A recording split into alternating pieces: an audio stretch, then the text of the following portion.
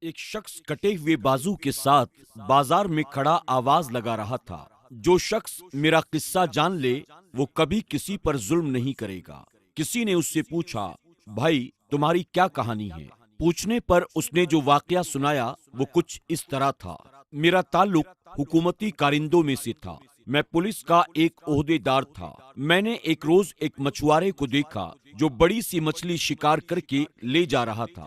مجھے وہ مچھلی بڑی اچھی لگی۔ میں نے اس کے پاس جا کر کہا، ارے میاں یہ مچھلی مجھے دے دو۔ وہ کہنے لگا، جناب مجھے مچھلی دینے میں کوئی اعتراض نہیں، مگر آپ کو اس کی قیمت ادا کرنی ہوگی۔ میرے گھر میں کھانے کے لیے کچھ بھی نہیں ہے اور میرے بچے منتظر ہیں کہ میں ان کے کھانے کے لیے کچھ ضرور لے کر آؤں گا۔ یہ مچھلی میں نے بڑی محنت سے پکڑی ہے۔ میں نے جواب میں اسے مارنا شروع کر دیا اور مچھلی اس کے برتن سے جبرن نکال لی۔ میں مچھلی کو ہاتھ میں پکڑے اپنے گھر کی طرف جا رہا تھا کہ مچھلی اچانک تڑپی اور میں نے اسے مضبوطی سے تھام لیا۔ اسی کشمکش میں اچانک اس نے میرے انگوٹھے پر کاٹ لیا۔ مجھے سخت تکلیف ہوئی۔ گھر پہنچا تو درد میں مزید اضافہ ہو چکا تھا۔ وہ رات کا وقت تھا۔ میں نے سوچا کہ صبح کسی طبیب کو دکھاؤں گا۔ درد کی شدت کی وجہ سے مجھے رات بھر نیند نہیں آئی۔ صبح سویرے میں طبیب کے یہاں گیا اور اسے اپنا زخم دکھایا۔ وہ کہنے لگا کہ یہ زہر سے بھرا ہوا زخم ہے۔ اگر تم اپنی عافیت چاہتے ہو تو فوراً اس انگوٹھے کو کاٹنا ہوگا۔ اگر تم نے ذرا سی بھی تاخیر کی تو پورا ہاتھ کاٹنا پڑے گا۔ میں نے فوراً کہا، اگر ایسی بات ہے تو اسے کاٹ دو۔ طبیب نے میرا انگوٹھا کاٹ دیا۔ میں گھر آیا تو ہاتھ میں شدید درد تھا۔ چین و سکون سب ختم ہو چکا تھا۔ اگلی رات پھر بے چینی اور شدید درد میں گزری۔ صبح سویرے میں پھر طبیب کے پاس آیا تو اس نے ہاتھ کاٹنے کا مشورہ دیا۔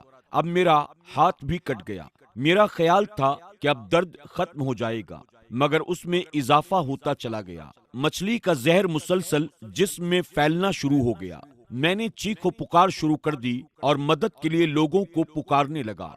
طبیب نے پھر دیکھا تو کہنے لگا، اس کا ایک ہی علاج ہے کہ تمہارا پورا بازو کاٹ دیا جائے، ورنہ زہر پورے جسم میں پھیل جائے گا۔ محلے کے لوگوں میں بھی میری بات کا چرچا ہو گیا۔ ان میں سے ایک بھلا مانس میرے پاس آیا اور کہنے لگا، تمہارے درد کا سبب کیا ہے؟ میں نے اسے مچھلی کا پورا واقعہ سنایا۔ وہ کہنے لگا، اللہ کے بندے، جب تمہیں اس نے کاٹا تھا تو اسی وقت مچھوارے کے پاس چلے جاتے، اسے معافی مانگ لیتے۔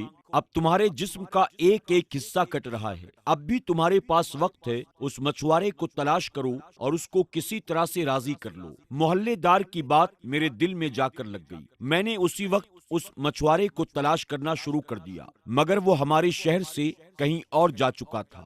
میں نے اس کو ایک دوسرے شہر میں تلاش کر لیا۔ جیسے ہی میں نے اسے دیکھا تو اس کے قدموں پر گر پڑا اور رو رو کر کہا، مجھے اللہ کے لیے معاف کر دو، مجھے اللہ کے لیے معاف کر دو۔ مچھوارا بولا، بھائی تم بھلا کون ہو؟ میں نے کہا، میں وہی ہوں جس نے تم پر ظلم اور زیادتی کی اور تمہاری مچھلی چھینی تھی۔ میں نے اسے اپنا کٹا ہوا ہاتھ دکھایا۔ مچھوارے نے جب میرا ہاتھ دیکھا تو وہ بھی رو پڑا۔ پھر کہنے لگا، میرے بھائی، میں نے تمہیں اس مصیبت میں دیکھا تو میرا دل پسیج گیا ہے۔ جاؤ، میں تمہیں اللہ کے لیے معاف کرتا ہوں۔ پھر میں نے کہا، بھائی ذرا بتانا، جب میں نے تمہیں مارا اور تم سے مچھلی چھینی تھی تو تم نے میرے لیے کیا بد دعا کی تھی؟ مچھوارا کہنے لگا، ہاں میں نے کہا تھا، اے اللہ میں کمزور ہوں، یہ طاقتور ہے، اس نے اپنی طاقت کے بلبوتے پر میرا رزق ظلم اور قہر سے چھین لیا۔